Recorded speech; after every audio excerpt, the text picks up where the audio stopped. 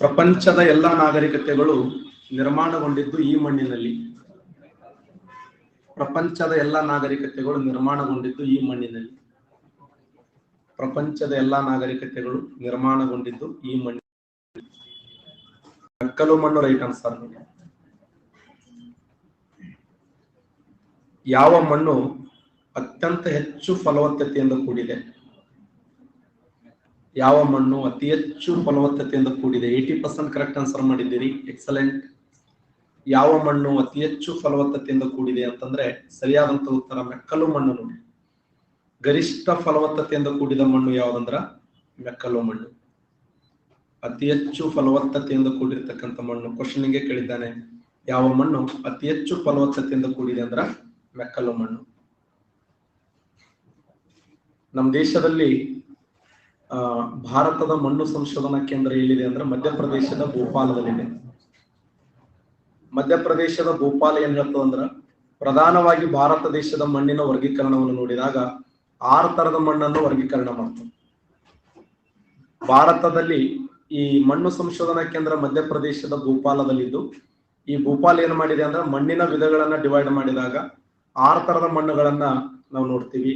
6 ತರದ ಮಣ್ಣುಗಳು ಯಾವಂದ್ರ 43.36% ನಮ್ಮ ದೇಶದಲ್ಲಿ ಮೆಕ್ಕಲ ಮಣ್ಣಿದೆ. ಅಲ್ವಾಯಿಲ್ ಸಾಯಿಲ್ ಅಂತ ಕರಿತೀವಿ. ಅಲ್ವಾಯಿಲ್ ಸಾಯಿಲ್ 43.36 ಅಲ್ವಾಯಿಲ್ ಸಾಯಿಲ್ ಇದೆ. ಸುಮಾರು 18.19% ರೆಡ್ ಸಾಯಿಲ್ ಇದೆ. ಕೆಂಪು ಮಣ್ಣನ್ನ ನಾವು ನೋಡ್ತೀವಿ. ಕೆಂಪು ಮಣ್ಣನ್ನ 15.09% ಕಪ್ಪು ಮಣ್ಣನ್ನ ನೋಡ್ತೀವಿ ನಮ್ಮ ದೇಶದಲ್ಲಿ. 15.09. ಮೇನ್ಸ್ ಕೇಳಿದ ಪ್ರಶ್ನೆ 2017 KS ಮೇನ್ಸ್ ಮಣ್ಣಿನ ಸವಕಳಿ ಮೇಲೆ ಕೇಳಿದ್ದ. ಇವು ಗೊತ್ತಿರಲಿ, ಬಹಳಷ್ಟು ಇಂಪಾರ್ಟೆಂಟ್ ಆಗಿರುವಂತದ್ದು. ಭಾರತ ದೇಶದ ಮಣ್ಣು ಸಂಶೋಧನಾ ಕೇಂದ್ರದಲ್ಲಿಯೇ ಭೂಸಾರ ಸಂರಕ್ಷಣಾ ಮಂಡಳಿ ಅಂತ ಹೇಳಿ, ಕೇಂದ್ರ ಭೂಸಾರ ಸಂರಕ್ಷಣಾ ಮಂಡಳಿ ಅಂತ ಸಂಸ್ಥೆ ಪ್ರಾರಂಭ ಆಗ್ಯದ. ಅಂದ್ರೆ ಮಣ್ಣಿನ ಮಹತ್ವನ ಕುರಿತು ಅವರು ಬಹಳಷ್ಟು ಮಾಹಿತಿ ಕೊಡ್ತಾರೆ. ಮಣ್ಣು ಒಬ್ಬ ರೈತನಿಗೆ ಎಷ್ಟು ಮಹತ್ವ ಅಂತ ಹೇಳಿ. 43.36% ಮೆಕ್ಕಲು ಮಣ್ಣಿದೆ. 18.19% ಕೆಂಪು ಮಣ್ಣಿದೆ. 15.09% ಕಪ್ಪು ಮಣ್ಣಿದೆ. 5.51% ಪರ್ವತದ ಮಣ್ಣಿದೆ. ಪರ್ವತದ ಮಣ್ಣು 4.41% ಮರುಭೂಮಿಯ ಮಣ್ಣಿದೆ. ಮರುಭೂಮಿಯ ಮಣ್ಣು 3.7% ಜಂಬೆಟ್ಟಿಗೆ ಮಣ್ಣಿದೆ. ಜಂಬೆಟ್ಟಿಗೆಯ ಮಣ್ಣು. ಅಲ್ವಾಯಿಲ್ ಸಾಯಿಲ್,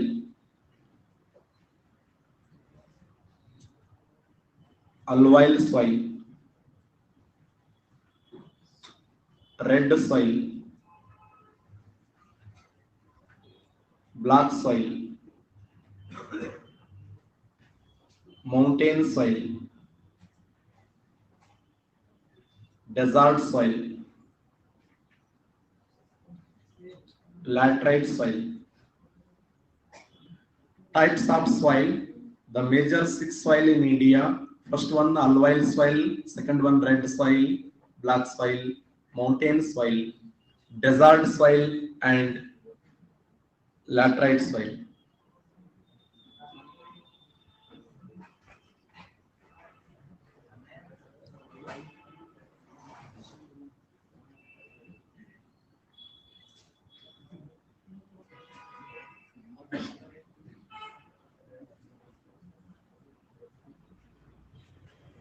ಅತಿ ಹೆಚ್ಚು ಅಲ್ವಾಯಿಲ್ ಸಾಯಿಲ್ ಕಂಡು ಬರುವುದು ಉತ್ತರ ಪ್ರದೇಶದಲ್ಲಿ, ರೆಡ್ ಸಾಯಿಲ್ ಕಂಡು ಬರುವುದು ತಮಿಳುನಾಡಿನಲ್ಲಿ, ಬ್ಲಾಕ್ ಸಾಯಿಲ್ ಕಂಡು ಬರುವುದು ಮಹಾರಾಷ್ಟ್ರದಲ್ಲಿ, mountain soil highest Jammu Kashmir present Himachal Pradesh, desert soil highest Rajasthan, laterite soil ಈಶಾನ್ಯ ರಾಜ್ಯಗಳು ಹೈಯೆಸ್ಟ್ ಇದೆ ನೋಡಿ. 7 ಸಿಸ್ಟರ್ ಸ್ಟೇಟ್ಸ್ ಅಂತ ಏನು ಕರಿತೀವಲ್ಲ, ಈಶಾನ್ಯ ರಾಜ್ಯಗಳಲ್ಲಿ ಈ ಮಣ್ಣು ಅತಿ ಹೆಚ್ಚಿನ ಪ್ರಮಾಣದಲ್ಲಿ ಕಂಡು ಬರುತ್ತದೆ.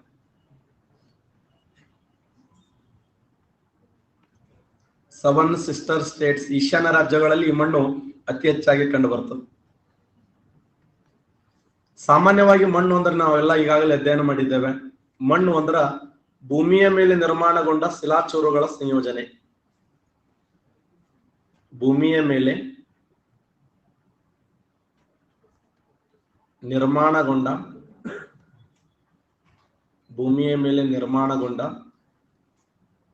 ಶಿಲಾಚೂರುಗಳ ಸಂಯೋಜನೆ. ಭೂಮಿಯ ಮೇಲೆ ನಿರ್ಮಾಣಗೊಂಡ ಶಿಲಾಚೂರುಗಳ ಸಂಯೋಜನೆಯನ್ನು ಮಣ್ಣು ಅಂತ ಕರೀತಾರೆ. ಮಣ್ಣಿನ ಮೂಲ ರೂಪ ಯಾವಂದ್ರೆ ಶಿಲೆ. ಯಾವುದೇ ಒಂದು ಶಿಲೆ ಮಣ್ಣಾಗಬೇಕಾದ್ರೆ ಕನಿಷ್ಠ 100 ವರ್ಷ, ಗರಿಷ್ಠ 1 ಲಕ್ಷ ವರ್ಷ. ಕನಿಷ್ಠ 100 ವರ್ಷ, ಗರಿಷ್ಠ 1 ಲಕ್ಷ ವರ್ಷ ಕಲ್ಲು ಮಣ್ಣಾಗಿ ಪರಿವರ್ತನೆಗೊಳ್ಳುವ ಪ್ರಕ್ರಿಯೆಗೆ ಶಿಥಿಲೀಕರಣ ಅಂತ ಕರೀತಾರೆ. Rocks become soil that process weathering. ಕಲ್ಲು ಮಣ್ಣಾಗಿ ಪರಿವರ್ತನೆಗೊಳ್ಳುವ ಪ್ರಕ್ರಿಯೆಗೆ ಶಿಥಿಲೀಕರಣ ಅಂತ ಕರೀತಾರ. ಭೂಮಿಯ ಮೇಲೆ ನಿರ್ಮಾಣಗೊಂಡ ಶಿಲಾಚೂರುಗಳ ಸಂಯೋಜನೆಯನ್ನ ಮಣ್ಣು ಅಂತ ಕರಿತೀವಿ. ಭಾರತದ ಮಣ್ಣು ಸಂಶೋಧನಾ ಕೇಂದ್ರ ಮಧ್ಯಪ್ರದೇಶದ ಭೂಪಾಲದಲ್ಲಿದೆ. ಮಣ್ಣಿನಲ್ಲಿ ಕಂಡು ಬರುವಂತ ಆಮ್ಲ ಗ್ರೂಪ್ ಸಿ 2 ಸಾರಿ ಕೇಳ್ಯಾನ, FDA ಕೇಳ್ಯಾನ. ಯೂಮಿಕ್ ಆಮ್ಲ ನೋಡಿ, ಮಣ್ಣಿನಲ್ಲಿ ಕಂಡು ಬರುವ ಆಮ್ಲ ಯಾವ್ದಂತ ಕೇಳ್ಯಾನ. ಬಹಳ ಸಾರಿ ಎಕ್ಸಾಮ್ ರಿಪೀಟ್ ಆಗಿರುವಂತ ಪ್ರಶ್ನೆ. ಮಣ್ಣಿನಲ್ಲಿ ಕಂಡು ಬರುವಂತ ಆಮ್ಲ ಯಾವ್ದಂದ್ರ ಯೂಮಿಕ್ ಆಮ್ಲ. ಮಣ್ಣು ಅಗಾಧವಾದಂತ ಒಂದು ಶಕ್ತಿಯನ್ನು ಹೊಂದಿದ್ದು, ನಮಗೆ ಅನ್ನ ಏನು ಇಷ್ಟೆಲ್ಲ ವಿಜ್ಞಾನ ತಂತ್ರಜ್ಞಾನ ಬೆಳವಣಿಗೆ ಆಗ್ಯದಂದ್ರು, ಇಷ್ಟೆಲ್ಲ ಬಾಹ್ಯಾಕಾಶದಲ್ಲಿ ನಾವು ಉಪಗ್ರಹಗಳನ್ನು ಉಡಾವಣೆ ಮಾಡಿವಿ ಅಂದ್ರೂ ಕೂಡ ನಾವು ತಿನ್ನುವಂತ ಆಹಾರ ಇದೆಲ್ಲ ಮಣ್ಣೆಗೆ ಬೆಳಿಬೇಕು. ಎಷ್ಟು ಸತ್ಯ ಇದೆ ನೋಡಿ. ತಿನ್ನುವಂತ ಆಹಾರ ಇದೆಯಲ್ಲ, ನಾವು ಊಟ ಮಾಡುವಂತ ಆಹಾರ ಮಣ್ಣು ಬಿಟ್ಟು ಬೇರೆ ಬೆಳಕ್ ಸಾಧ್ಯನೇ ಇಲ್ಲ. ಅಂದ್ರೆ ಮಣ್ಣು ನಮ್ಮ ಜೀವನಕ್ಕೆ ಎಷ್ಟು ಅವಶ್ಯಕತೆ ಅನ್ನೋದನ್ನ ನಾವು ಅರ್ಥೈಸಿಕೊಳ್ಬೇಕು. ಇಷ್ಟೆಲ್ಲ ವಿಜ್ಞಾನ ತಂತ್ರಜ್ಞಾನ ಬೆಳವಣಿಗೆ ಆಗ್ಯದ, ಡೆವಲಪ್ಮೆಂಟ್ ಆಗ್ಯದ ಅಂದ್ರ ಬೇರೆ ಕಡೆ ನಾವ್ ಏನಾದ್ರೂ ಬೆಳೆ ಬೆಳಕ್ ಏನೋ ಅವಕಾಶ ಇದೆಯೇನು? ಸಾಧ್ಯ ಇಲ್ಲ. ಮಣ್ಣಾಗನೆ ಬೆಳೆ ಬೆಳಿಬೇಕು. ಆ ಮಣ್ಣಲ್ಲಿ ಬೆಳೆದ್ರೆ ಒಂದಿನ ಹೋಗ್ಬೇಕು. ಕರ್ನಾಟಕದಲ್ಲಿ ಗರಿಷ್ಠ ಪ್ರಮಾಣದಲ್ಲಿ ಕಂಡು ಬರುವ ಮಣ್ಣು ಅಲ್ಲ, ಕಪ್ಪು ಮಣ್ಣು ನೋಡಿ. ಎರೆ ಬಿಡ್ತಾ ಇದೆ, ಬಿರುಕು ಬಿಡುವಂತ ಮಣ್ಣು ಅಂತ ಕರಿತೀವಿ. ಇದಕ್ಕೆ ಬಿರುಕು ಬಿಡುವ ಮಣ್ಣು, ಎರೆಯ ಮಣ್ಣು, ಲಾವಾ ಮಣ್ಣು. ಈ ಮಣ್ಣಿಗೆ ಹಲವಾರು ಹೆಸರುಗಳನ್ನ ಕರೀತಾರೆ. ಇದನ್ನ ಲಾವಾ ಮಣ್ಣು ಅಂತ ಕರೀತಾರ, ಇದನ್ನ ಲಾವಾ ಮಣ್ಣು, ಎರೆಯ ಮಣ್ಣು. ಸಪರೇಟ್ ಬರಲಿ. ಕಪ್ಪು ಮಣ್ಣನ್ನು ತೆಗೆದುಕೊಂಡಾಗ ಕಪ್ಪು ಮಣ್ಣು, ಇದಕ್ಕೆ ಹೆಂಗ್ ಕ್ವಶನ್ ಹೆಸರು ಕೇಳ್ತಾರ ನೋಡಿ. ಬಿರುಕು ಬಿಡುವ ಮಣ್ಣು, ಬಿರುಕು ಬಿಡುವ ಮಣ್ಣು, ಲಾವಾ ಮಣ್ಣು, ಎರೆಯ ಮಣ್ಣು, ಹತ್ತಿಯ ಮಣ್ಣು. ಜಾಗತಿಕ ಮಟ್ಟದಲ್ಲಿ ಇದನ್ನ ಚೋರ್ನೋಜಿಮ್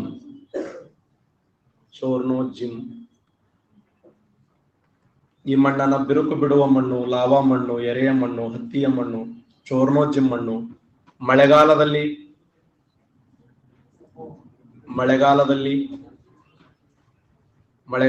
ಉಬ್ಬುತ್ತದೆ, ಬೇಸಿಗೆಯಲ್ಲಿ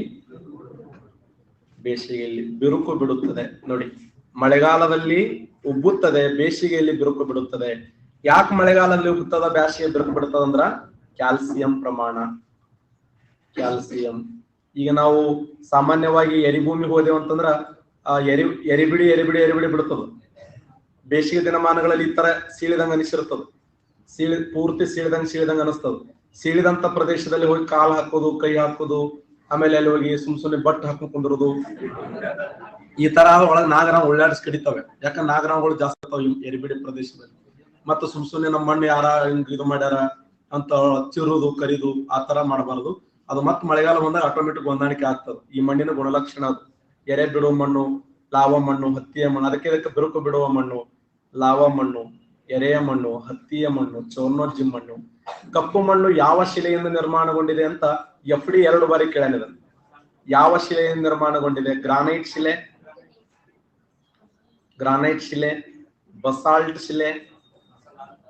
ಬಸಾಲ್ಟ್ ಶಿಲೆ, ಲ್ಯಾಟ್ರೈಟ್ ಶಿಲೆ, ಅಬ್ರಕ. ಯಾವ ಶಿಲೆಯಿಂದ ನಿರ್ಮಾಣಗೊಂಡಿದೆ? ಯಾರು ಆನ್ಸರ್ ಮಾಡ್ತೀರ ನೋಡೋಣ. ಬಸಾಲ್ಟ್ ಶಿಲೆ ನೋಡಿ. ಬಸಾಲ್ಟ್ ಅಂದ್ರೆ ಇದೊಂದು ಲಾವಾ ಶಿಲೆ ಅಂತ ಕರೀತಾರೆ. ಲಾವಾ ಶಿಲೆ ಅಂದ್ರು ಒಂದೇ, ಜ್ವಾಲಾಮುಖಿಯ ಶಿಲೆ ಅಂದ್ರು ಒಂದೇ, ಮೂಲ ಶಿಲೆ ಅಂದ್ರು ಒಂದೇ.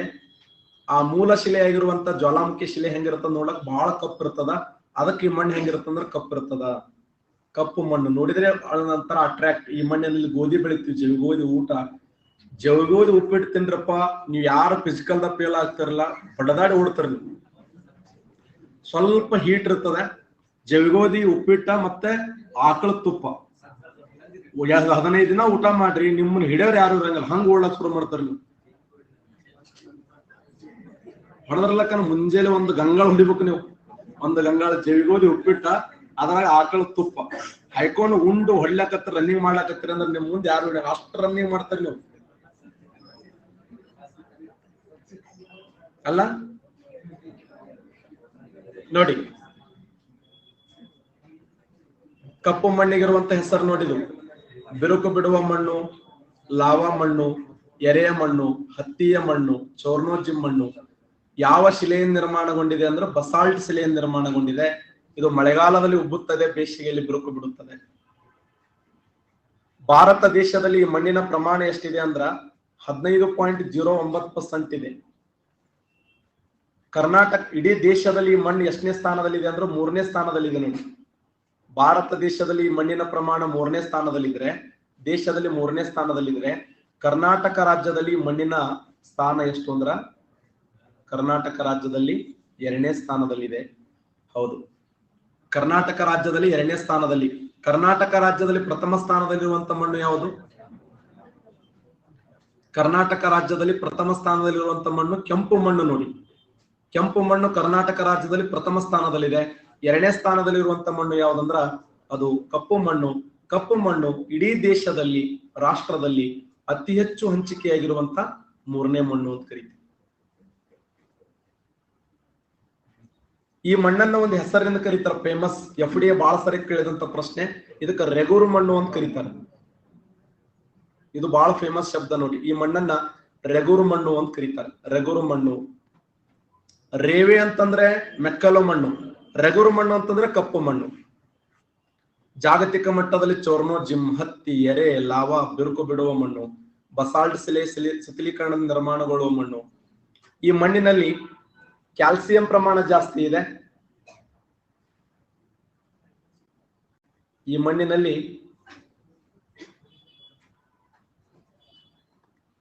ಕ್ಯಾಲ್ಸಿಯಂ ಪ್ರಮಾಣ ಜಾಸ್ತಿ ಇದೆ.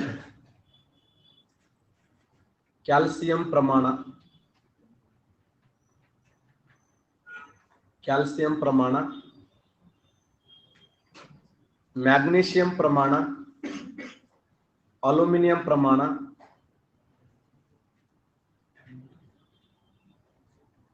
ನೋಡಿ ಕ್ಯಾಲ್ಸಿಯಂ, ಮ್ಯಾಗ್ನೀಷಿಯಂ, ಅಲ್ಯೂಮಿನಿಯಂ ಪ್ರಮಾಣ ಈ ಮಣ್ಣಿನಲ್ಲಿ ಗರಿಷ್ಠ ಪ್ರಮಾಣದಲ್ಲಿ ಕಂಡು ಬಂದು ಮಳೆಗಾಲದಲ್ಲಿ ಉಬ್ಬುತ್ತದೆ, ಬೇಸಿಗೆಯಲ್ಲಿ ಬಿರುಕು ಬಿಡುತ್ತದೆ. ಈ ಮಣ್ಣು ಭಾರತ ದೇಶದಲ್ಲಿ ಹೈಯೆಸ್ಟ್ ಕಂಡು ಬರುವುದು ಮಹಾರಾಷ್ಟ್ರದಲ್ಲಿ. ದೇಶದಲ್ಲಿ ಹೈಯೆಸ್ಟ್ ಯಾವ ರಾಜ್ಯದಲ್ಲಿ ಕಂಡು ಬರುತ್ತಂದ್ರ ಮಹಾರಾಷ್ಟ್ರದಲ್ಲಿ. ಕರ್ನಾಟಕ ರಾಜ್ಯದಲ್ಲಿ ಹಾವೇರಿಯಲ್ಲಿ.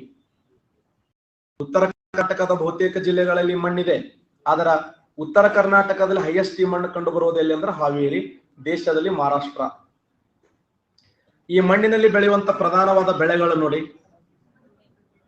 ಈ ಮಣ್ಣಿನಲ್ಲಿ ಬೆಳೆಯುವಂತ ಪ್ರಧಾನವಾದ ಬೆಳೆಗಳು ನೋಡಿ. ನಮ್ಮ ಉತ್ತರ ಕರ್ನಾಟಕದಲ್ಲಿ ಹೈಯೆಸ್ಟ್ ಈ ಮಣ್ಣು ಕಂಡು ಬರ್ತದೆ. ಈ ಮಣ್ಣಿನಲ್ಲಿ ಅತಿ ಹೆಚ್ಚು ಪ್ರಧಾನವಾಗಿರುವಂತ ಬೆಳೆಗಳನ್ನು ತೆಗೆದುಕೊಂಡಾಗ ಕಬ್ಬು. ಕಬ್ಬನ್ನು ಈ ಮಣ್ಣಲ್ಲಿ ಹೈಯೆಸ್ಟ್ ಬೆಳಿಬಹುದು. ಹತ್ತಿ ಇದೆಯಲ್ಲ ನೋಡಿ, ಹತ್ತಿ. ಈರುಳ್ಳಿಯನ್ನು ಬೆಳಿಬಹುದು, ಹೈಯೆಸ್ಟ್ ಈರುಳ್ಳಿಯನ್ನ. ಈರುಳ್ಳಿ, ಹತ್ತಿ, ಕಬ್ಬು. ಇದು ಹತ್ತಿ, ಇದನ್ನು ಹತ್ತಿನೂ ಕೂಡ.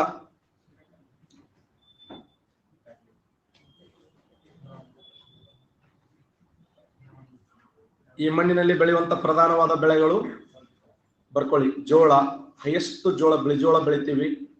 ಗೋಧಿ ಬೆಳಿತೀವಿ ಈ ಮಣ್ಣಿನಲ್ಲಿ. ಗರಿಷ್ಠ ಪ್ರಮಾಣದಲ್ಲಿ ಕಬ್ಬು ಬೆಳಿತೀವಿ. ಹತ್ತಿ ಬೆಳಿತೀವಿ ಈ ಮಣ್ಣಲ್ಲಿ. ಹತ್ತಿ, ಕಬ್ಬು, ಗೋಧಿ, ಜೋಳ. ಆಮೇಲೆ ಈರುಳ್ಳಿ, ಈರುಳ್ಳಿ, ಶೇಂಗಾ ಬೆಳೆಯಂಗಿಲ್ಲ. ಈರುಳ್ಳಿ ಗರಿಷ್ಠ ಪ್ರಮಾಣದಲ್ಲಿ. ಜೋಳ, ಗೋಧಿ, ಕಬ್ಬು, ಹತ್ತಿ. Yes, very good. ಸೂರ್ಯಕಾಂತಿ, ತೊಗರಿ ನೋಡಿ. ತೊಗರಿ, ಸೂರ್ಯಕಾಂತಿ, ಹತ್ತಿ, ಕಬ್ಬು, ಗೋಧಿ, ಜೋಳ, ಈರುಳ್ಳಿ ಮುಂತಾದ ಪ್ರಧಾನವಾದಂತ ಬೆಳೆಗಳನ್ನು ಈ ಮಣ್ಣಲ್ಲಿ ಬೆಳೆಯಕ್ಕೆ ಸಾಧ್ಯ ಇದೆ ನೋಡಿ. ಎಷ್ಟು ಹಣ್ಣು ಹಂಪಲಗಳನ್ನ ಬೆಳೆಯಕ್ಕೆ ಸಾಧ್ಯ ಇದೆ. ಕಲ್ಲಂಗಡಿ ಬೆಳಿಬಹುದು, ಪಪ್ಪಾಯಿ ಕಾಯಿ ಬೆಳಿಬಹುದು, ನಮ್ಮ ಉತ್ತರ ಕರ್ನಾಟಕದಲ್ಲಿ ಹೈಯೆಸ್ಟ್ ನಿಂಬೆ ಹಣ್ಣನ್ನು ಬೆಳಿತೀವಿ. ಇಂಡಿ ಇದೆಯಲ್ಲ, ಏಷ್ಯಾ ಖಂಡದಲ್ಲಿ ಗರಿಷ್ಠ ನಿಂಬೆ ಹಣ್ಣನ್ನು ಉತ್ಪಾದನೆ ಮಾಡುವಂತದ್ದು. ಒಂದ್ಸರಿ ಕ್ವಶನ್ ಆಗಿತ್ತು, ನಿಂಬೆ ಹಣ್ಣಿನಲ್ಲಿ ಯಾವ ತಳಿಯ ನಿಂಬೆ ಅಂತ ಕೇಳಿದ್ದ. ಎಕ್ಸಲೆಂಟ್, ಚೇತನ್ ಅವರೇ ಕರೆಕ್ಟ್ ಆನ್ಸರ್. ಕಾಗಜ. ಕಾಗಜ ಅನ್ನುವಂತ ನಿಂಬೆ ಹಣ್ಣಿದೆಯಲ್ಲ ಫೇಮಸ್. ಸಿಟ್ರಿಕ್ ಆಮ್ಲ ಜಾಸ್ತಿ ಕಂಡು ಬಂದು ಕಾಗಜ. ಕಾಗಜ ಅನ್ನುವಂತ ಒಂದು ಪ್ರಸಿದ್ಧವಾಗಿರುವಂತ ಏಷ್ಯಾ ಖಂಡದಲ್ಲಿ ಗರಿಷ್ಠ ನಿಂಬೆಹಣ್ಣು ಉತ್ಪಾದನೆ ಮಾಡುವಂತ ತಾಲೂಕು ಅಂದ್ರ ಬಿಜಾಪುರ ಜಿಲ್ಲೆಯ ಇಂಡಿ ತಾಲೂಕು.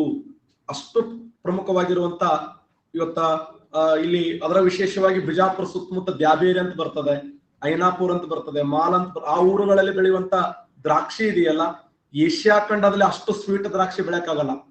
ಯಾಕಂದ್ರೆ ಆ ಬಯಲು ಸೀಮೆ ನಾಡಿನಲ್ಲಿ ಅದೇ ಕಪ್ಪು ಮಣ್ಣಿನಲ್ಲಿ ಆ ಒಂದು ಪ್ರಸಿದ್ಧವಾಗಿರುವಂತ ಒಂದು ಹಣ್ಣನ್ನ ಬೆಳೆಯಕ್ ಸಾಧ್ಯ ಇದೆ. ಇವೆಲ್ಲ ಬೆಳೆಗಳನ್ನ ಈ ಕಪ್ಪು ಮಣ್ಣಲ್ಲಿ ಬೆಳಿಬಹುದು.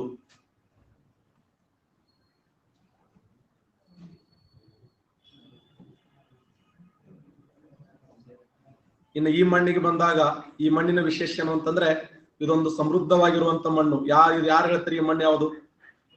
ಈ ಸದ್ದ ಅವ್ರು ಕೈ ಹಿಡಿದಾರಲ್ಲ ಮಣ್ಣು ಯಾವುದು? ಮೆಕ್ಕಲು ಮಣ್ಣು ರೈಟ್ ಆನ್ಸರ್. ಅಲ್ವೈಲ್ ಸಾಯಿಲ್ ಅಂತ ಕರಿತೀವಿ. ಅಲ್ವೈಲ್ ಸಾಯಿಲ್, ಮೆಕ್ಕಲು ಮಣ್ಣು. ಮೆಕ್ಕಲು ಮಣ್ಣು, ಮೆಕ್ಕಲು ಮಣ್ಣು. ಮೆಕ್ಕಲು ಮಣ್ಣಿನ ಮೇಲೆ ಕ್ವಶನ್ ಏನ್ ಕೇಳೋಣ? ಈ ಮೆಕ್ಕಲು ಮಣ್ಣನ್ನ ಇಡೀ ಭಾರತ ದೇಶದಲ್ಲಿ ಇದು 43.36% ಇದೆ. 43.36% ಈ ಮೆಕ್ಕಲು ಮಣ್ಣಿದೆ. ಭಾರತ ದೇಶದಲ್ಲಿ ಗರಿಷ್ಠ ಹಂಚಿಕೆಯಾದ ಮಣ್ಣು ಮೆಕ್ಕಲು ಮಣ್ಣು ಆದರೆ ಕರ್ನಾಟಕ ರಾಜ್ಯದಲ್ಲಿ ಅತಿ ಕಡಿಮೆ ಕಂಡು ಬರುವ ಮಣ್ಣು ಮೆಕ್ಕಲು ಮಣ್ಣು. ಇದನ್ನ ಯಾವ ಹೆಸರಿನ ಕರೀತಾರಂದ್ರ ನದಿ ಸಂಚಯನ ಮಣ್ಣು ಅಂತ ಕರೀತಾರೆ. ನದಿ ಸಂಚಯನ ಮಣ್ಣು, ಮೆಕ್ಕಲು ಮಣ್ಣನ್ನು ನದಿ ಸಂಚಯನ. ಎಲ್ಲೆಲ್ಲಿ ನದಿಗಳು ಹರಿತಾವಲ್ಲ ಆ ನದಿಗಳು ಹರಿಯುವಂತ ಪ್ರದೇಶಗಳಲ್ಲಿ ಕಂಡು ಬರುವ ಮಣ್ಣು ನದಿ ಸಂಚಯನ ಮಣ್ಣು. ಮತ್ತೆ ಯಾವ ಹೆಸರನ್ನು ಕರೀತಾರೆ ಮೆಕ್ಕಲು ಮಣ್ಣನ್ನ? ಶಬಾಷ್ ಭೀಮು ರಾಹುಲ್ ಅವರೇ, ಇದಕ್ಕೆ ರೇವೆ ಮಣ್ಣು ಅಂತೂ ಕರೀತಾರೆ. ರೆಗೂರ್ ಮಣ್ಣು ಅಂದ್ರ ಕಪ್ಪು ಮಣ್ಣು, ಇದು ರೇವೆ ಮಣ್ಣು. ರೇವೆ ಮಣ್ಣು. ಮತ್ತೆ ಇದನ್ನ ನಾಗರಿಕತೆಯ ಮಣ್ಣು ಅಂತ ಕರೀತಾರೆ. ನಾಗರಿಕತೆಯ ಮಣ್ಣು, ನಾಗರಿಕತೆಯ ಮಣ್ಣು, ರೇವೆ ಮಣ್ಣು, ನದಿ ಸಂಚಯನ ಮಣ್ಣು. ಎಸ್, ಅತ್ಯಂತ ಫಲವತ್ತಾದ ಮಣ್ಣು, ಅತ್ಯಂತ ಫಲವತ್ತಾದ ಮಣ್ಣು. ಗರಿಷ್ಠ ಫಲವತ್ತತೆಯನ್ನು ಹೊಂದಿದ, ಹ್ಯೂಮಸ್ ಪ್ರಮಾಣ ಜಾಸ್ತಿ ಇದೆ. ಎಕ್ಸಲೆಂಟ್. ಇನ್ನೊಬ್ರು ಯಾರೋ ಕರೆಕ್ಟ್ ಆನ್ಸರ್ ಮಾಡಿದಿರಿ. Yes, very good. ರಾಜೇಶ್ವರಿ ಅವರೇ, ಭಗತ್ ಸಿಂಗ್ ಅವರೇ, ಸಾನ್ವಿ ಅವರೇ. ಇದಕ್ಕೆ ನೇರೆ ಮಣ್ಣು ಅಂತನೂ ಕರೀತಾರೆ ನೋಡಿ. ನೇರೆ ಮಣ್ಣು ಅಂತ ಕರೀತಾರೆ. ನೇರೆ ಮಣ್ಣು, ರೇವೆ ಮಣ್ಣು, ನಾಗರಿಕತೆಯ ಮಣ್ಣು, ಫಲವತ್ತಾದ ಮಣ್ಣು, ನದಿ ಸಂಚಯನ ಮಣ್ಣು. ಉತ್ತರದ ಮಹಾಮೈದಾನವನ್ನ ನಾವು ಯಾಕೆ ಭಾರತದ ಹೃದಯ ಭಾಗ ಅಂತ ಕರಿತೀವಿ ಅಂದ್ರ ಆ ಹೃದಯ ಭಾಗದಲ್ಲಿ ಈ ಮಣ್ಣಿದೆ. ಅದಕ್ಕೆ ಹೇಳ್ತಾರ ನೋಡಿ, ಬಂಗಾರ ಬಿತ್ತಿ ಬಂಗಾರ ಬೆಳಿಬಹುದಂತ ಈ ಮಣ್ಣಿಗೆ. ಅಷ್ಟು ಸಮೃದ್ಧವಾಗಿರುವಂತ ಮಣ್ಣು. ಬ್ರಿಟಿಷರು ತಮ್ಮ ಇಡೀ ಈಸ್ಟ್ ಇಂಡಿಯಾ ಕಂಪನಿಯನ್ನ ಡೆವಲಪ್ಮೆಂಟ್ ಮಾಡಿದ್ದೆ ಇದೇ ಮಣ್ಣಿನಲ್ಲಿ. ಬ್ರಿಟಿಷರು ಯಾಕೆ ಭಾರತ ದೇಶದಲ್ಲಿ ಇತರೆ ಫ್ರೆಂಚರೊಂದಿಗೆ ಹೋರಾಟ ಮಾಡ್ತಿದ್ರು, ಡಚ್ಚರೊಂದಿಗೆ ಹೋರಾಟ ಮಾಡ್ತಿದ್ರು ಅಂದ್ರ ಈ ಭಾಗದಲ್ಲಿ ಬಂದಂತ ಆದಾಯ, ಈ ಭಾಗದಲ್ಲಿ ಬಂದಂತ ಹಣ ಇದೆಯಲ್ಲ ಅತಿ ಹೆಚ್ಚು ಅವರು ಉತ್ಪಾದನೆ ಮಾಡಿದ್ರು. ನೋಡಿ, ನದಿ ಸಂಚಯನ ಮಣ್ಣು, ನೇರೆ ಮಣ್ಣು, ರೇವೆ ಮಣ್ಣು, ನಾಗರಿಕತೆಯ ಮಣ್ಣು, ಅತ್ಯಂತ ಫಲವತ್ತಾದ ಮಣ್ಣು. ಮೆಕ್ಕಲು ಮಣ್ಣಿನಲ್ಲಿ 3 ಪ್ರಕಾರ. ಮೆಕ್ಕಲು ಮಣ್ಣಿನಲ್ಲಿ 3 ಪ್ರಕಾರ: ಬಂಗರ, ಕಾದರ, ಕಂಕರ. ಬಂಗರ, ಕಾದರ, ಕಂಕರ. ಬಂಗರ ಎಂದರೆ ಹಳೆ ಕಾಲದ ಮಣ್ಣು, ಕಾದರ ಎಂದರೆ ಹೊಸ ಕಾಲದ ಮಣ್ಣು, ಕಂಕರ ಎಂದರೆ ಅವೆರಡರ ಮಿಶ್ರಣ ಮಣ್ಣು. ಸಮ್ಮಿಶ್ರಣ. ಬಂಗರ ಎಂದರೆ ಹಳೆ ಕಾಲದ ಮಣ್ಣು, ಕಾದರ ಎಂದರೆ ಹೊಸ ಕಾಲದ ಮಣ್ಣು, ಕಂಕರ ಎಂದರೆ ಅವೆರಡರ ಸಮ್ಮಿಶ್ರಣ ಮಣ್ಣು. ಮೆಕ್ಕಲು ಮಣ್ಣಿನಲ್ಲಿ 3 ಪ್ರಕಾರ: ಬಂಗರ, ಕಾದರ, ಕಂಕರ. ಬಂಗರ ಎಂದರೆ ಹಳೆ ಕಾಲದ ಮಣ್ಣು, ಕಾದರ ಎಂದರೆ ಹೊಸ ಕಾಲದ ಮಣ್ಣು, ಅವೆರಡರ ಸಮ್ಮಿಶ್ರಣ ಮಣ್ಣು ಯಾವ್ದಂದ್ರ ತರಾಯಿ ಅಂತ ಬರ್ತದೆ. ತರಾಯಿ ಮಣ್ಣು ಅದಲ್ಲ, ಆ ತರಾಯಿ ಮಣ್ಣಿನ ವಿಶೇಷ ಏನು ಅಂತಂದ್ರೆ ಈ ಮಣ್ಣುಗಳನ್ನು ಹೊರತುಪಡಿಸಿ ಆದ್ರೆ ಪ್ರಧಾನವಾಗಿರುವಂತ ಮಣ್ಣುಗಳು ತೆಗೆದುಕೊಂಡಾಗ ಬಂಗಾರ, ಕಾದರ, ಕಂಕರ ಅಂತ ಹೇಳಿ ಗುರುತಿಸ್ತೀವಿ. ಆ ಬಂಗಾರ, ಕಾದರ, ಕಂಕರ ಯಾವ ಮಣ್ಣಿನ ಪ್ರಕಾರಗಳು ಅಂದ್ರೆ ಅದು ಮೆಕ್ಕಲು ಮಣ್ಣಿನ ಪ್ರಕಾರಗಳು. ಹಾಗಾದ್ರೆ ಮೆಕ್ಕಲು ಮಣ್ಣಿನಲ್ಲಿ ಬೆಳೆಯುವಂತ ಪ್ರಧಾನವಾದ ಬೆಳೆಗಳು ಯಾವುವು? ಇದು ನೋಡಿ, ಇದು ಯಾವ ಬೆಳೆ ಯಾರು ಹೇಳ್ತಾರೆ? ಎಕ್ಸಲೆಂಟ್. ಸೆಣಬು ನೋಡಿ, ಇದಕ್ಕೆ ಸೆಣಬು ಅಂತ ಕರಿತೀವಿ. ಜೂಟ್. ಜೂಟ್ ಭಾರತ ದೇಶ ಇಡೀ ಪ್ರಪಂಚದಲ್ಲಿ ಅತಿ ಹೆಚ್ಚು ಸೆಣಬು ಉತ್ಪಾದನೆ ಮಾಡುವ ದೇಶ ಇದು. ಜಗತ್ತಿನಲ್ಲಿ ಅತಿ ಹೆಚ್ಚು ಸೆಣಬು ಉತ್ಪಾದನೆ ಮಾಡುವ ದೇಶ ಅಂದ್ರೆ ಭಾರತ. ಭಾರತದ ಸೆಣಬು ಸಂಶೋಧನಾ ಕೇಂದ್ರ ಎಲ್ಲಿದೆ? ಎಕ್ಸಲೆಂಟ್.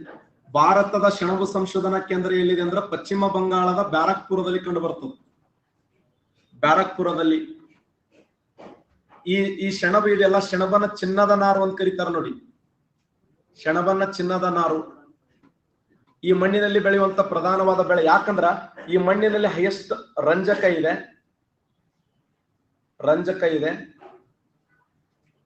ಗಂಧಕ ಇದೆ. ರಂಜಕ, ಗಂಧಕ, ಆರ್ಗಾನಿಕ್ ಪ್ರಮಾಣ ಹೈಯೆಸ್ಟ್, ಸಾವಯವ ಪ್ರಮಾಣ ಇದೆ.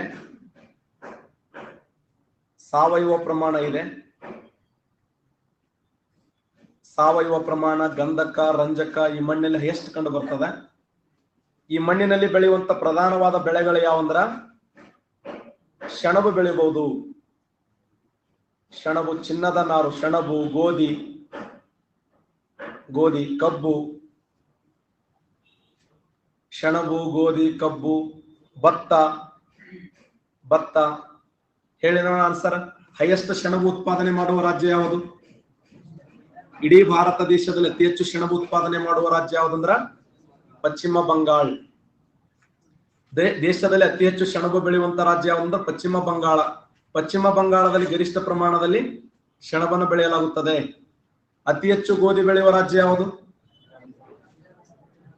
Very good. ಅತಿ ಹೆಚ್ಚು ಗೋಧಿ ಬೆಳೆಯುವ ರಾಜ್ಯ ಉತ್ತರ ಪ್ರದೇಶ ನೋಡಿ. ಅತಿ ಹೆಚ್ಚು ಕಬ್ಬು ಬೆಳೆಯುವ ರಾಜ್ಯ ಸಹ ಉತ್ತರ ಪ್ರದೇಶ.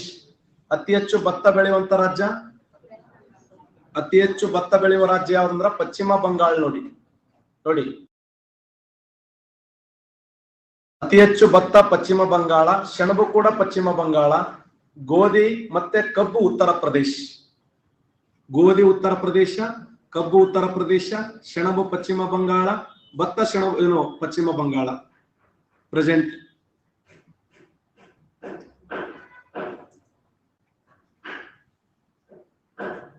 ಭಾರತ ದೇಶದಲ್ಲಿ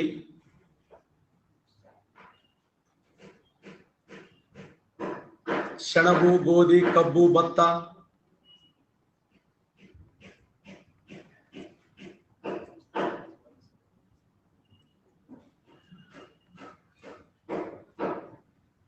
ಇಡೀ ಈ ಮಣ್ಣು ನಮ್ಮ ಭಾರತ ದೇಶದ ಯಾವ ರಾಜ್ಯಗಳ ಉತ್ತರದ ಮಹಾಮೈದಾನ. ಟೋಟಲ್ 7 ಲಕ್ಷ ಚದರ ಕಿಲೋಮೀಟರ್ ಪ್ರದೇಶದಲ್ಲಿ ಮಣ್ಣು ಹಂಚಿಕೆ ಆಗ್ಯದ. 7 ಲಕ್ಷ ಚೆಕ್ಕಿಮಿ ಅಂದ್ರೆ ಏನು? ಚದರ ಕಿಲೋಮೀಟರ್ ಪ್ರದೇಶ. 7 ಲಕ್ಷ ಚದರ ಕಿಲೋಮೀಟರ್. ಉತ್ತರದ ಮಹಾಮೈದಾನ ಅಂತ ಏನು ಕರಿತೀವಲ್ಲ, ಉತ್ತರದ ಮಹಾಮೈದಾನವನ್ನ ಭಾರತ ದೇಶದ ಹೃದಯ ಭಾಗ ಅಂತ ಕರೀತಾರೆ. ಭಾರತದ ಹೃದಯ ಭಾಗ. ಉತ್ತರದ ಮಹಾಮೈದಾನವನ್ನು ಭಾರತದ ಹೃದಯ ಭಾಗ ಟೋಟಲ್ ಎಷ್ಟು ಅಂದ್ರ 7 ಲಕ್ಷ ಚದರ ಕಿಲೋಮೀಟರ್ ಪ್ರದೇಶದಲ್ಲಿ ಈ ಮಣ್ಣು ಹಂಚಿಕೆಯಾಗಿದೆ. ಅದು ಯಾವ್ದಂದ್ರ ಮೆಕ್ಕಲು ಮಣ್ಣು ಅಂತ ಹೇಳಿ ಕರಿತೀವಿ.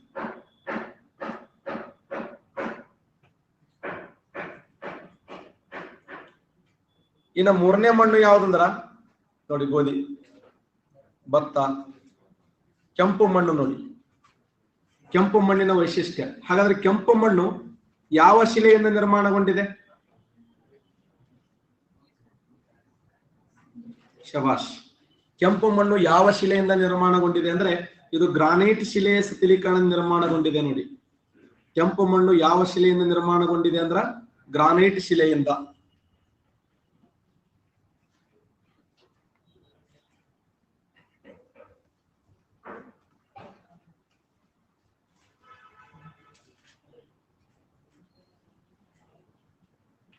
ಕೆಂಪು ಮಣ್ಣನ್ನ ರೆಡ್ ಸಾಯಿಲ್ ಅಂತ ಕರಿತೀವಿ.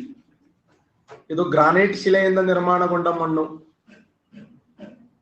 Granite plus gneiss. ಗ್ರಾನೈಟ್ ಮತ್ತು ನೀಸ್ ಶಿಲೆ ಶಿಥಿಲೀಕರಣ ನಿರ್ಮಾಣಗೊಂಡ ಮಣ್ಣು ಕೆಂಪು ಮಣ್ಣು. ಸಾಕಷ್ಟು ಬಾರಿ ಕ್ವಶನ್ ಆಗಿದೆ, ಕೆಂಪು ಮಣ್ಣು ಕೆಂಪಾಗಿರಲು ಕಾರಣ ಏನು ಅಂತ ಕೇಳೋಣ. ಎಕ್ಸಲೆಂಟ್, ರಾಜು ಅವರೇ ಕರೆಕ್ಟ್, ಕಿರಣ್ ಅವರೇ ಕರೆಕ್ಟ್. ಕೆಂಪು ಮಣ್ಣು ಕೆಂಪಾಗಿರಲು ಕಾರಣ ಏನು ಅಂತಂದ್ರ ಆ ಮಣ್ಣಿನಲ್ಲಿ ಕಂಡು ಬರುವಂತ ಕಬ್ಬಿಣದ ಆಕ್ಸೈಡ್ ನೋಡಿ. ಗ್ರಾನೈಟ್ ಶಿಲೆ ನೀಸ್ ಶಿಲೆಗಳಿಂದ ನಿರ್ಮಾಣಗೊಂಡಿದೆ. ಕೆಂಪು ಮಣ್ಣಿನಲ್ಲಿ ಕಬ್ಬಿಣದ ಆಕ್ಸೈಡ್ ಪ್ರಮಾಣ ಜಾಸ್ತಿ ಇದೆ. ಕಬ್ಬಿಣದ ಆಕ್ಸೈಡ್ ಪ್ರಮಾಣ, ಇದನ್ನೇ ಫೆರಸ್ ಆಕ್ಸೈಡ್ ಅಂತ ಕರೀತಾರೆ. ಫೆರಸ್ ಆಕ್ಸೈಡ್ ಅಂದ್ರು ಒಂದೇ, ಕಬ್ಬಿಣದ ಆಕ್ಸೈಡ್ ಅಂದ್ರು ಒಂದೇ. ಕೆಂಪು ಮಣ್ಣು ಅತ್ಯಂತ ಹಗುರವಾದ ಮಣ್ಣು. ಇದು ಅತ್ಯಂತ ಹಗುರಾದ ಮಣ್ಣು, ಮತ್ತೆ ತೆಳುವಾದ ಮಣ್ಣು. ಅತ್ಯಂತ ಹಗುರವಾದ ಮಣ್ಣು, ತೆಳುವಾದ ಮಣ್ಣು. ನೀರನ್ನು ಸಂಗ್ರಹಿಸಿಕೊಳ್ಳುವ, ನೀರನ್ನು ಸಂಗ್ರಹ ಮಾಡುವ ಸಾಮರ್ಥ್ಯ ಅಷ್ಟು ಇರಂಗಿಲ್ಲ ಇದಕ್ಕೆ. ನೀರನ್ನು ಸಂಗ್ರಹಿಸಿಕೊಳ್ಳುವ ಪ್ರಮಾಣ ಕಡಿಮೆ ಇರ್ತದೆ. ಮತ್ತೆ ಈ ಮಣ್ಣಿನಲ್ಲಿ ಸಾವಯವ ಪ್ರಮಾಣ ಬಹಳ ಕಡಿಮೆ ಇರ್ತದೆ. ಅತ್ಯಂತ ತೆಳುವಾದ ಮಣ್ಣು, ತೆಳು ಅಂದ್ರೆ ತಿನ್ನಾಗಿರ್ತದೆ. ಮತ್ತೆ ಹಗುರವಾಗಿರುವಂತ ಮಣ್ಣು.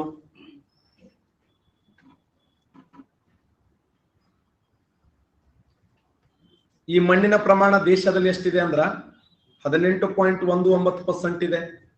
ದೇಶದಲ್ಲಿ ಹೈಯೆಸ್ಟ್ ಇದೆ ಏನು, ಅತಿ ಹೆಚ್ಚು ಹಂಚಿಕೆಯಾದ ಎರಡನೇ ಮಣ್ಣು ಇದು. ಭಾರತ ದೇಶದಲ್ಲಿ ಅತಿ ಹೆಚ್ಚು ಹಂಚಿಕೆಯಾಗಿರುವಂತ ಎರಡನೇ ಮಣ್ಣು ಅಂತಂದ್ರೆ ಕೆಂಪು ಮಣ್ಣು. ನಮ್ಮ ಕರ್ನಾಟಕ ರಾಜ್ಯದಲ್ಲಿ ಗರಿಷ್ಠ ಕಂಡು ಬರುವ ಮಣ್ಣಿದು. ಕರ್ನಾಟಕದಲ್ಲಿ ಅತಿ ಹೆಚ್ಚು ಕಂಡು ಬರುವ ಮಣ್ಣು ಅಂದ್ರೆ ಕೆಂಪು ಮಣ್ಣು. ನೋಡಿ, ಕೆಂಪು ಮಣ್ಣಿನಲ್ಲಿ ಬೆಳೆಯುವಂತ ಪ್ರಧಾನವಾದ ಬೆಳೆಗಳು ಬಹುತೇಕ ಕಲ್ಯಾಣ ಕರ್ನಾಟಕದಲ್ಲಿ ಕೆಂಪು ಮಣ್ಣು ನೋಡ್ತೀವಿ. ತುಮಕೂರದಲ್ಲಿ ಹೈಯೆಸ್ಟ್ ಕೆಂಪು ಮಣ್ಣಿದೆ. ತುಮಕೂರು,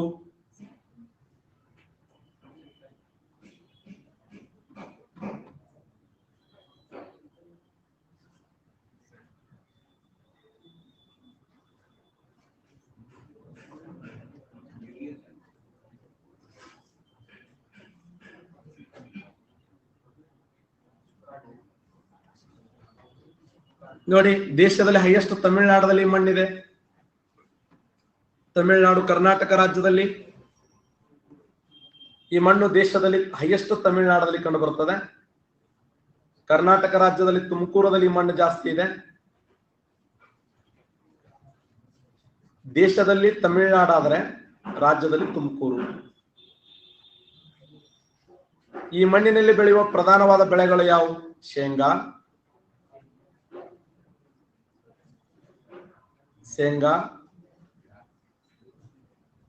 ಈ ಮಣ್ಣಲ್ಲಿ ಬೆಳೆಯುವಂತ ಪ್ರಧಾನವಾದ ಬೆಳೆ ಶೇಂಗಾ ಬೆಳಿತೀವಿ. ಭತ್ತನು ಕೂಡ ಈ ಮಣ್ಣಲ್ಲಿ ಬೆಳೆಯಕ್ಕೆ ಸಾಧ್ಯ ಇದೆ. ಭತ್ತ, ರೇಷ್ಮೆ, ಅಡಕೆ, ತೆಂಗು, ಬಾಳೆ, ತೆಂಗು, ಅಡಕೆ, ರೇಷ್ಮೆ, ಭತ್ತ, ಶೇಂಗಾ. ಶೇಂಗಾ ಅಂದ್ರೆ ನೆಲಗಡಲೆ ಅಂತ ಕರಿತೀವಿ. ರಾಗಿ, ವೆರಿ ಗುಡ್. ರಾಗಿಯನ್ನು ಈ ಮಣ್ಣಲ್ಲಿ ಜಾಸ್ತಿ ಬೆಳೆಯಕ್ಕೆ ಸಾಧ್ಯ ಇದೆ.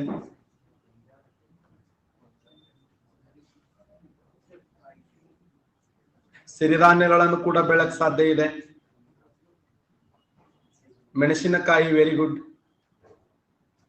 ಮೆಣಸಿನಕಾಯಿ, ಹೊಗೆ ಸೊಪ್ಪು. ಹೈಯೆಸ್ಟ್ ಹೊಗೆ ಸೊಪ್ಪು ಉತ್ಪಾದನೆ ಮಾಡೋದಲ್ಲಿ ಕರ್ನಾಟಕ ರಾಜ್ಯದಲ್ಲಿ ಗರಿಷ್ಠ ಹೊಗೆ ಸೊಪ್ಪು ಮೈಸೂರು.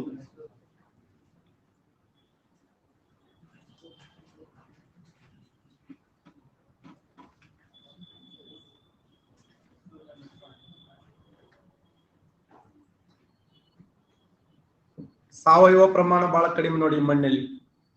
ದೇಶದಲ್ಲಿ 18.19, ರಾಷ್ಟ್ರದಲ್ಲಿ ಅತಿ ಹೆಚ್ಚು ಹಂಚಿಕೆಯಾದ ಎರಡನೇ ಮಣ್ಣು. ಕರ್ನಾಟಕದಲ್ಲಿ ಹೈಯೆಸ್ಟ್ ಕಂಡು ಬರುತ್ತದೆ.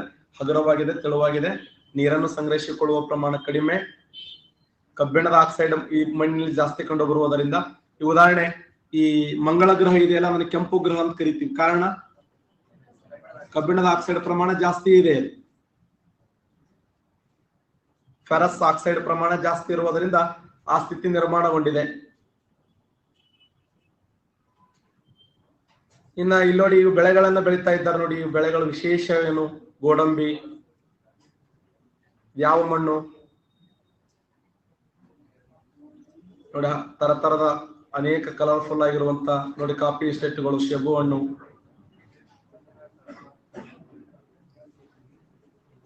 ಕಾಫಿ. ಇದು ಯಾವುದಂದ್ರ ಜಂಬೆಟ್ಟಿಗೆ ಮಣ್ಣು ನೋಡಿ. ಒಂದೊಂದು ಲೈನ್ ಮ್ಯಾಗ ಕ್ವಶನ್ ಕೇಳಿರ್ತಾನೆ. ಜಂಬೆಟ್ಟಿಗೆ ಮಣ್ಣು ಲ್ಯಾಟ್ರೈಟ್ ಸಾಯಿಲ್ ಅಂತ ಕರೀತಾರೆ.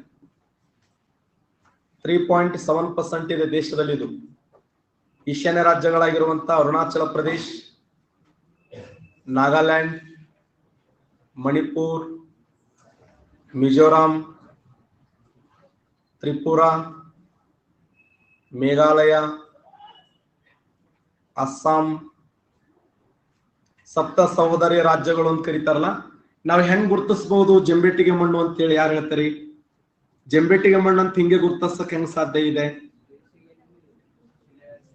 ಎಸ್, ಡೋಲು ಅವರೇ ಕರೆಕ್ಟ್ ಆನ್ಸರ್. ಎಲ್ಲೆಲ್ಲಿ 250 ಸೆಂಟಿಮೀಟರ್ಕ್ಕಿಂತ ಹೆಚ್ಚು ಮಳೆ ಆಗ್ತದಲ್ಲ, 250 ಸೆಂಟಿಮೀಟರ್ಕ್ಕಿಂತ ಹೆಚ್ಚು ಮಳೆ ಬೀಳುವ ಪ್ರದೇಶದಲ್ಲಿ ಮಣ್ಣು ಕಂಡು ಬರ್ತದೆ. ಅಧಿಕ ಮಳೆ ಎಲ್ಲೆಲ್ಲಿ 250 ಸೆಂಟಿಮೀಟರ್ಕ್ಕಿಂತ ಹೆಚ್ಚು ಮಳೆ ಆಗ್ತದಲ್ಲ, 250 ಸೆಂಟಿಮೀಟರ್ಕ್ಕಿಂತ ಹೆಚ್ಚು ಮಳೆ ಬೀಳುವ ಪ್ರದೇಶದಲ್ಲಿ, 250 ಸೆಂಟಿಮೀಟರ್ಕ್ಕಿಂತ ಹೆಚ್ಚು ಮಳೆ ಬೀಳುವ ಪ್ರದೇಶದಲ್ಲಿ ಜಂಬೆಟ್ಟಿಗೆ ಮಣ್ಣಿದೆ. ಮಳೆಗಾಲದಲ್ಲಿ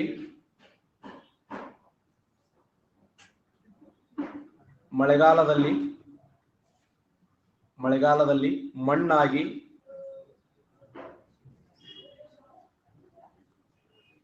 ಬೇಸಿಗೆಯಲ್ಲಿ ಶಿಲೆಯಾಗುತ್ತದೆ. ಮಳೆಗಾಲದಲ್ಲಿ ಮಣ್ಣಾಗ್ತದ, ಬೇಸಿಗೆಯಲ್ಲಿ ಶಿಲೆ ಆಗ್ತದೆ. ಯಾವ ಶಿಲೆ ಅಂದ್ರ ಲ್ಯಾಟ್ರೈಟ್ ಶಿಲೆ.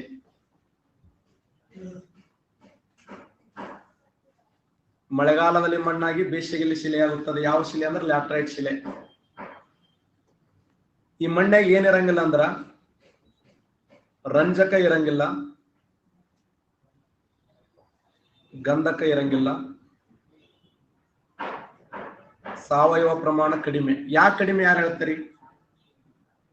ರಂಜಕ, ಗಂಧಕ ಗರಿಷ್ಠ ಪ್ರಮಾಣದಲ್ಲಿ ಮಳೆ ಆಗ್ತದ, ಅತಿ ಹೆಚ್ಚಿನ ಪ್ರಮಾಣದಲ್ಲಿ ಮಳೆ ಆಗ್ತದೆ. ಗರಿಷ್ಠ ಪ್ರಮಾಣದಲ್ಲಿ ಮಳೆ ಆಗೋದರಿಂದ ಅವೆಲ್ಲ ಕೊಚ್ಕೊಂಡು ಹೋಗ್ತವೆ. ಎಲ್ಲವೂ ಕೊಚ್ಕೊಂಡು, ರಂಜಕ, ಗಂಧಕ, ಸಾವಯವ ಪ್ರಮಾಣ ಎಲ್ಲವೂ ಕೊಚ್ಕೊಂಡು ಹೋಗ್ತದ. ಕರಗದೆ ಇರುವಂತ ಅಲ್ಯೂಮಿನಿಯಂ ಈ ಮಣ್ಣಿನಲ್ಲಿದೆ.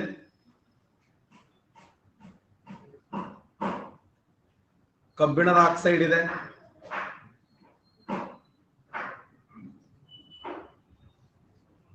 ಅಲ್ಯೂಮಿನಿಯಂ, ಕಬ್ಬಿಣದ ಆಕ್ಸೈಡ್, ಫೆರಸ್. ಅದಕ್ಕೆ ಈ ಮಣ್ಣಿನ ಮೇಲೆ ಏನ್ ಕ್ವಶನ್ ಕೇಳ ನೋಡಿ. ಲ್ಯಾಟ್ರೈಟ್ ಶಿಲೆ ಇದೆಯಲ್ಲ, ಲ್ಯಾಟ್ರೈಟ್ ಶಿಲೆ ಎದಕ್ ಬಳಸ್ತಾರ ಅಂದ್ರೆ ಕಟ್ಟಡಗಳನ್ನು ಕಟ್ಲಕ್ ಬಳಸ್ತಾರ ಸ್ಥಳೀಯ ಜನ. ಬಿಲ್ಡಿಂಗ್ ಗಳನ್ನ ನಿರ್ಮಾಣ ಮಾಡ್ಬೇಕಾದ್ರೆ. ಎಸ್, ಇದನ್ನು ಸುಮಾರು 3700 ಡಿಗ್ರಿ ಸೆಲ್ಸಿಯಸ್ ಉಷ್ಣಾಂಶದಲ್ಲಿ ಕೆಲ್ವಿನ್ ತಾಪದಲ್ಲಿ ಸುಡ್ತಾರೆ. 3700 ಕೆಲ್ವಿನ್ ತಾಪದಲ್ಲಿ ಸುಟ್ಟು ಆ ಸುಟ್ಟಂತ ಇಟ್ಟಿಗೆಗಳದಾವಲ್ಲ ಅವುಗಳನ್ನ ಏನ್ ಮಾಡ್ತಾರ ಅಂದ್ರೆ ಶಿಲೆ ನಿರ್ಮಾಣ ಮಾಡಿ ಕಟ್ಟಡಗಳ ನಿರ್ಮಾಣ ಮಾಡಲು ಇವುಗಳನ್ನು ಬಳಸ್ತಾರೆ. ಲ್ಯಾಟ್ರೈಟ್ ಶಿಲೆಯನ್ನ, ಲ್ಯಾಟ್ರೈಟ್ ಶಿಲೆ. ಈ ಮಣ್ಣು ಕರ್ನಾಟಕ ರಾಜ್ಯದಲ್ಲಿ ಪಶ್ಚಿಮ ಘಟ್ಟಗಳಲ್ಲಿ ಮಣ್ಣಿದೆ. ನಮ್ಮ ಕರ್ನಾಟಕ ರಾಜ್ಯದ ಪಶ್ಚಿಮ ಘಟ್ಟದ ಜಿಲ್ಲೆಗಳಂದ್ರೆ ಶಿವಮೊಗ್ಗ, ಚಿಕ್ಕಮಗಳೂರು, ಕೊಡಗು, ಹಾಸನ್, ಈ ಜಿಲ್ಲೆಗಳಲ್ಲಿ ಈ ಮಣ್ಣು ಗರಿಷ್ಠ ಪ್ರಮಾಣದಲ್ಲಿ ಕಂಡು ಬರುತ್ತದೆ. ಪಶ್ಚಿಮ ಘಟ್ಟಗಳಲ್ಲಿ ಈ ಮಣ್ಣಿದೆ, ಪೂರ್ವ ಘಟ್ಟಗಳಲ್ಲಿ ಈ ಮಣ್ಣಿದೆ, ಅಂಡೋಮಾನ್ ನಿಕೋಬಾರದಲ್ಲಿ ಈ ಮಣ್ಣಿದೆ. ಅಂದ್ರೆ ಎಲ್ಲೆಲ್ಲಿ 250 ಸೆಂಟಿಮೀಟರ್ಕ್ಕಿಂತ ಹೆಚ್ಚು ಮಳೆ ಆಗ್ತದಲ್ಲ, ಆ 250 ಸೆಂಟಿಮೀಟರ್ಕ್ಕಿಂತ ಹೆಚ್ಚು ಮಳೆಯಾಗುವ ಪ್ರದೇಶಗಳಲ್ಲೂ ಕೂಡ ಜಂಬೆಟ್ಟಿಗೆ ಮಣ್ಣು ಕಂಡು ಬರ್ತದೆ. 250 ಸೆಂಟಿಮೀಟರ್ಕ್ಕಿಂತ ಹೆಚ್ಚೆಚ್ಚು ಮಳೆ ಎಲ್ಲೆಲ್ಲಿ ಆಗ್ತಿರ್ತದೆ ಆ ಪ್ರದೇಶಗಳಲ್ಲೆಲ್ಲವೂ ಕೂಡ ಜಂಬೆಟ್ಟಿಗೆ ಮಣ್ಣು ನೋಡ್ಲಕ್ ಸಾಧ್ಯ ಇದೆ.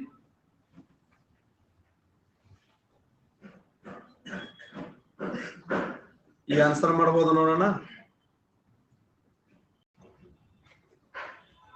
ಯಾವ ಮಣ್ಣನ್ನ ರೇವೆ ಅನ್ನುವರು? ಈ ತಪ್ಪ ಹಾಕ್ಬೇಡ್ರಿ ನೋಡೋಣ. ಇದರ ಯಾವ ಮಣ್ಣನ್ನ ರೇವೆ ಅನ್ನುವರು? ಶಬಾಷ್. ಈ ನೋಡಿ 67% ಎಂದು ನಿನ್ನ ಕನ್ಫ್ಯೂಸ್ ಇದೆ. ಇದಕ್ಕೆ ರೇವೆ ಅಂತ ಕರೀತಾರೆ, ಇದಕ್ಕೆ ರೆಗೂರ್ ಅಂತ ಕರೀತಾರೆ. ಇದು ರೆಗೂರ್ ಆದ್ರೆ ಇದು ರೇವೆ. ಚೋರ್ನೋ ಜಿಮ್ ಅಂತ ಯಾವ್ದು ಕರೀತಾರೆ ಜಾಗತಿಕ ಮಟ್ಟದಲ್ಲಿ? ಎಸ್, ಕಪ್ಪು ಮಣ್ಣನ್ನ ಚೋರ್ನೋ ಜಿಮ್ ಅಂತ ಹೇಳಿ ಕರೀತಾರೆ. ಚೋರ್ನೋ ಜಿಮ್ ಅಂದ್ರೆ ಕಪ್ಪು ಮಣ್ಣು. 71% ಕರೆಕ್ಟ್ ಆನ್ಸರ್ ಮಾಡಿದ್ದೀರಿ. ಓಕೆ, 4 ತರದ ಮಣ್ಣುಗಳನ್ನ ಡಿಸ್ಕಸ್ ಮಾಡಿದ್ದೇವೆ ನಾವು ಇವತ್ತ. ಒಂದು ಕಪ್ಪು